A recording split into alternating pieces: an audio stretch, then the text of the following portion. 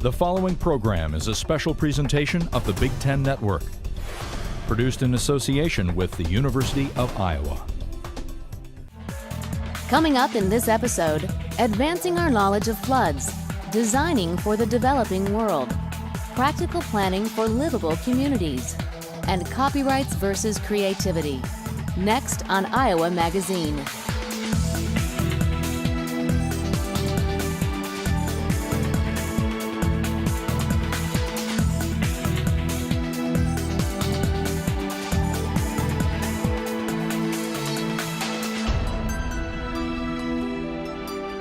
Throughout recorded history, the state of Iowa has lived with floods, but the events of June 2008 showed there were still many gaps in our knowledge, activities, and organization.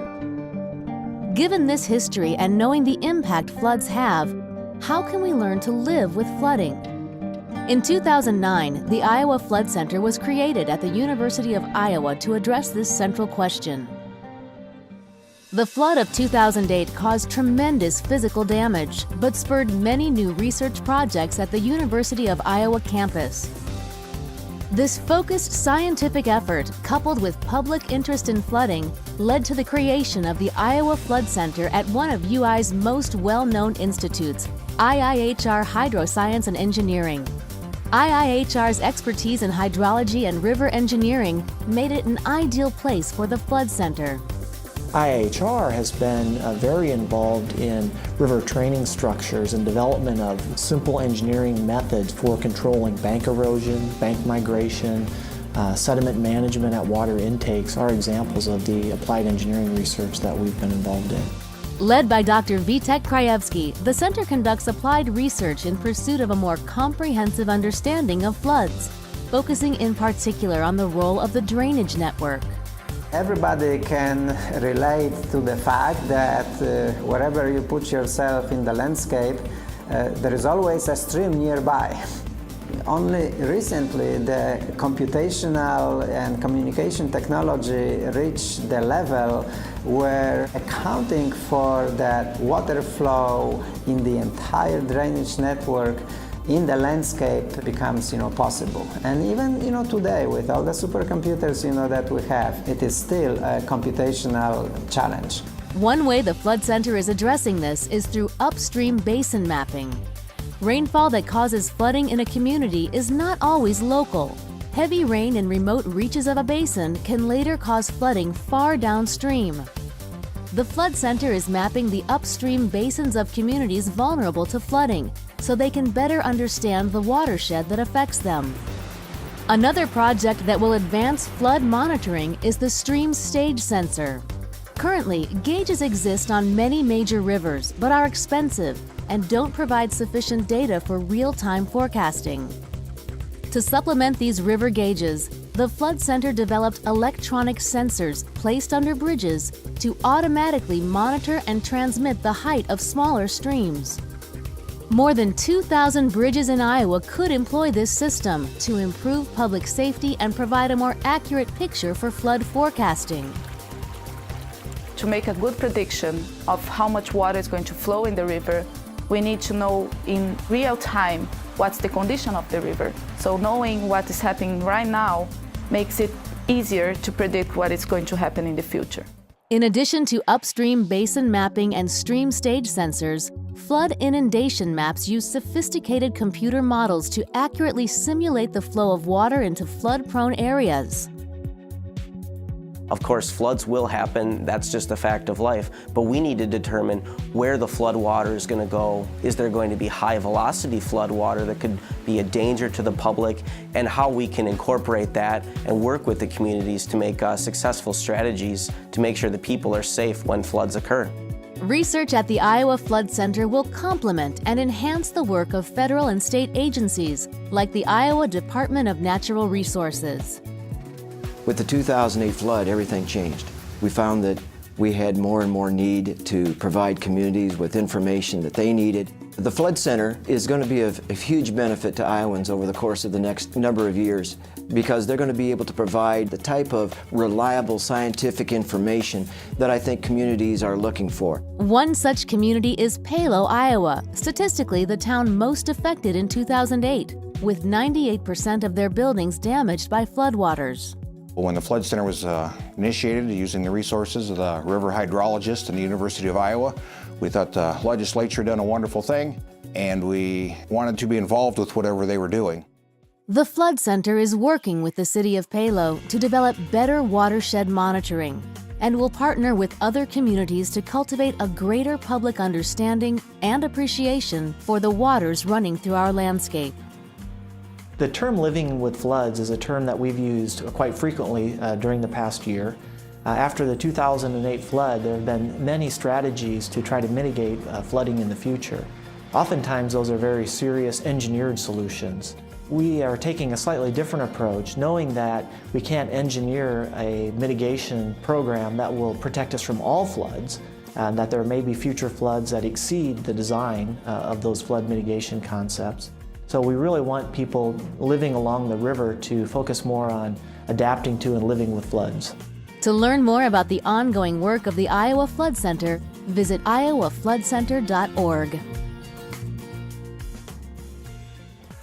Coming up, design for the developing world.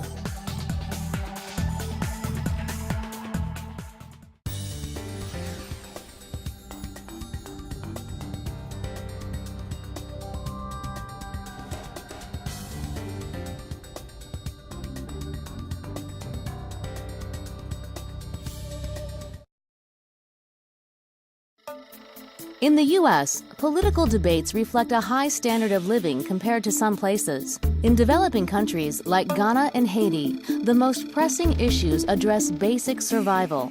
Every day, more than 1 billion people in the world lack access to clean, safe drinking water, and more than 2 million die each year from waterborne disease. Given the scope of these problems, what solutions could science and technology provide? At the University of Iowa, an innovative class teaches engineering students that sometimes the simplest ideas can address the biggest problems.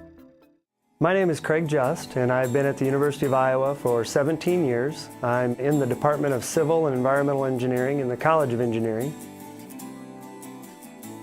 The class is open to all students, not just engineers, so we can work on multidisciplinary teams to create devices or solutions or appropriate technologies that might have applications in the developing world. The handheld chlorine generator device came as an idea from my 2006 offering of Design for the Developing World. An alum of our program, John Hayes, came and spoke about his travels around the world with his electrolytic chlorine generator device. And the students were so inspired by the stories he would tell that then our students decided to develop a product that they thought would fit kind of in that same design category.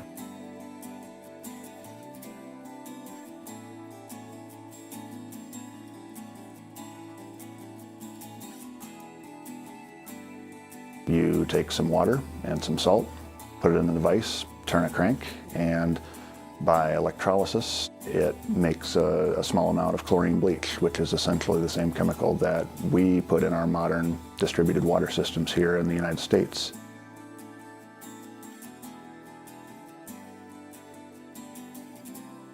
And so the EPA gave us another $75,000 over 2 years to further develop the product and to test it out in places like Ghana, where we're currently working.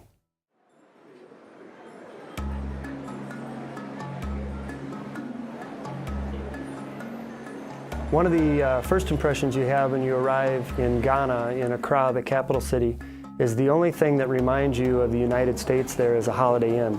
It's very non-Western, much more so than a lot of other places I've been.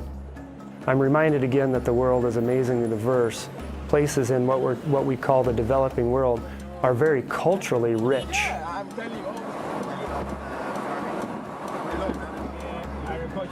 We had a town meeting there. You meet underneath the shade tree and you start talking. We asked them some questions about what they thought about their current drinking water situation, whether they thought their water was safe, whether they felt they had issues with their drinking water. And then lastly, whether or not they'd be receptive to adding something like bleach to their water so it might be safer for their children. That meeting went very well, but it's just like anything else. We now have to build upon that. I'm fully convinced that technology is only part of the components needed to create sustainability. The village of Cabriti already has that. They're not experiencing economic woes. They don't have this whole shutdown in, kind of their normal activities. So in many ways, you might consider them to be even more sustainable than we are in our supposedly developed country. I think the technology for water purification is proven. It's a matter of how to implement them in a cost-effective manner, how to implement them in a socially relevant and appropriate manner.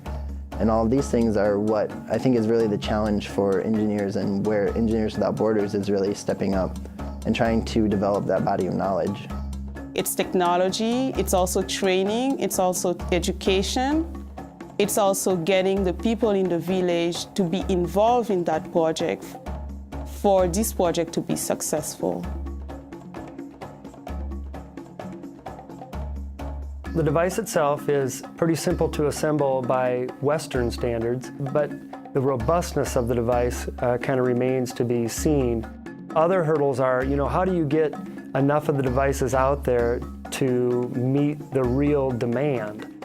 So one of the things we want to be able to do is to try to find either a manufacturer or distributor, someone that can take this and then actually design it for manufacturing and then actually deliver it in country in a means that would make it so, not hundreds of people in the village of Cabriti could benefit, but, tens of thousands of people could potentially benefit.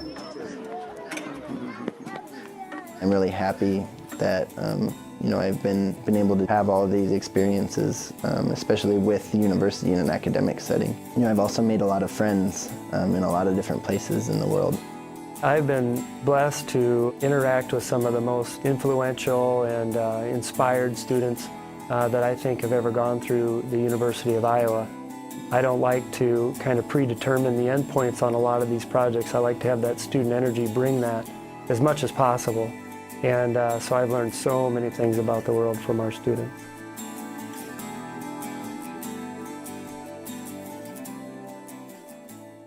Coming up, planning for livable communities.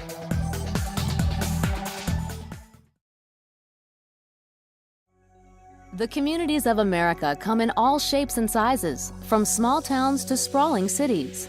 Regardless of size, rural and urban areas face similar challenges, from environmental, economic, and social issues to housing, development, and transportation. How can society address these often conflicting needs? At the University of Iowa's graduate program in urban and regional planning, students become practitioners in a field centrally concerned with enhancing the quality of life for all communities. The practice of planning integrates work in many disciplines to improve the natural, built, economic, and social environments of communities. Today's planners are concerned not only with urban growth and land use, but geographic information systems, transportation, environmental planning, and housing and community development.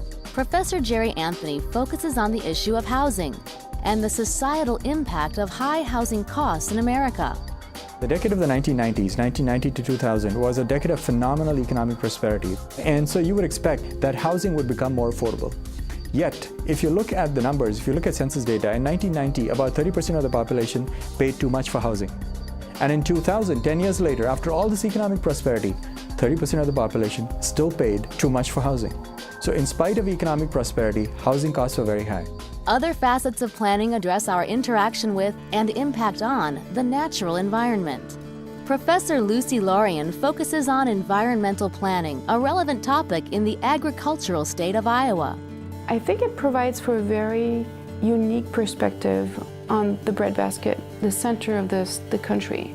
What Iowa faces in terms of water quality issues, agriculture, flooding is not very different from other Midwestern states.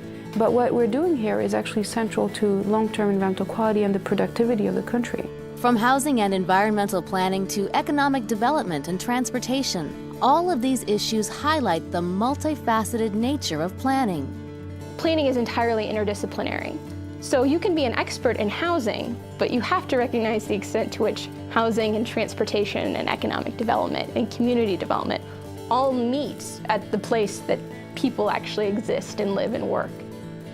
Like the rest of the U.S., the state of Iowa has many small communities. They face the same problems as cities, but on a different scale. Iowa's Urban and Regional Planning Program engages small towns in a unique service learning course called Field Problems in Planning, where students learn by doing.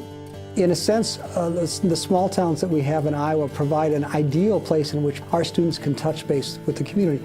Trying these things out in small towns gives them a chance to work on problems at issue at a scale that are appropriate to somebody that's basically a rookie in the business of becoming a planner. Iowa students haven't had to leave the campus for firsthand experience. The flood of 2008 profoundly affected the University of Iowa community, but yielded valuable lessons for those in the business of planning. The flood was a pretty big thing, but I think it's provided an opportunity to do some really good urban planning intervention. Flood mitigation planning has to be most central to land use development. The flood also illustrated vividly the regional aspect of urban and regional planning. The only way we can solve the problems associated with our water basin, the Cedar and the Iowa River water basins, is by adopting regional solutions. And so for our students to see that and to experience it helps them to better understand the importance of regional planning. Including flood mitigation in land use planning is one part of an increasing emphasis on overall sustainability. Planning intervention is based on the notions of efficiency, environment, and equity. So sustainability is the underlying theme of the urban planning profession. Usability, and you've got nothing on the land, right? So to get the market value of the land. What a good planner does is recognize that places aren't just structures, and they're not just mortar and brick. They're people, and they're the neighborhoods and the communities that are formed in those places. To learn more about urban and regional planning in Iowa, visit urban.uiowa.edu. Coming up, can you own a sound? Copyrights versus creativity.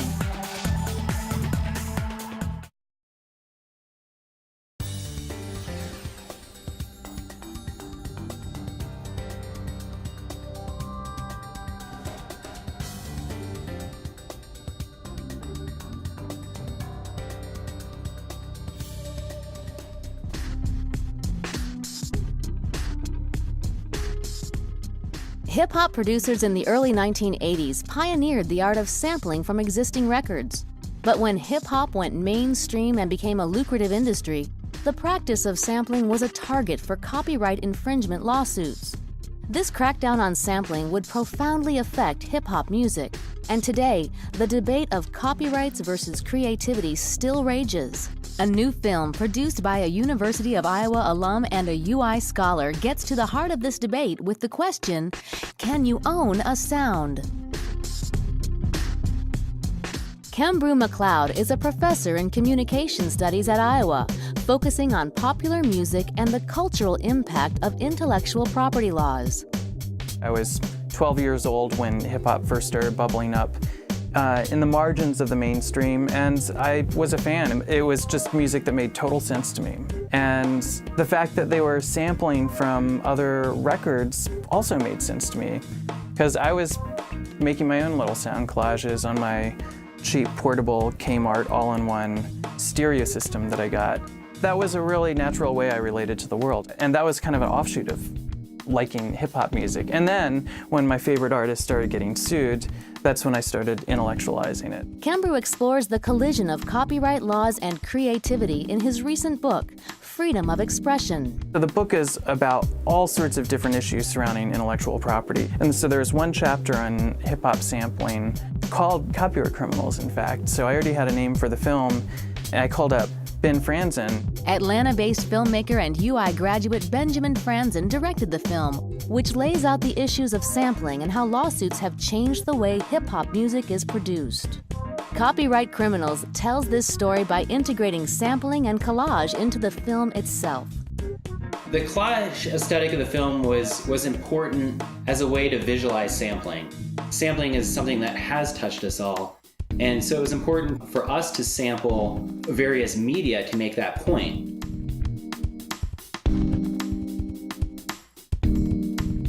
That's really what the film is about. We wanted the subject matter of the film, which is sound collage, to be reflected in the aesthetics of the film itself. And then the third major reason why there's so much collage in our film is it actually increases our fair use argument. Fair use is a doctrine in U.S. copyright law that allows the limited use of copyrighted material without permission for non-commercial purposes like commentary, criticism, or scholarship. The filmmakers employed the fair use doctrine to sample over 100 artists. Still, there were numerous legal obstacles.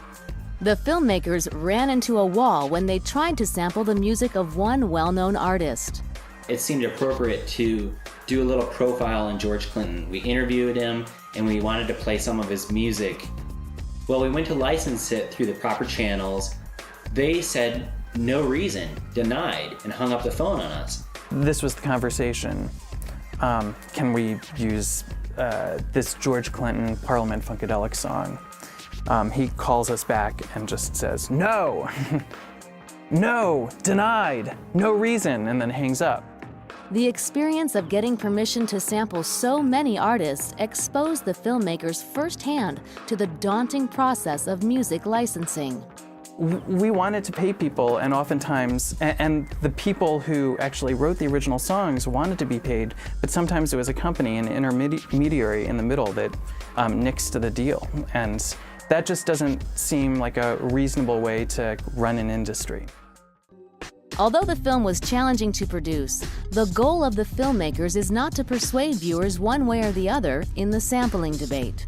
We made this film not for hip-hop fans, although fortunately a lot of hip-hop fans have contacted us and said they really liked it.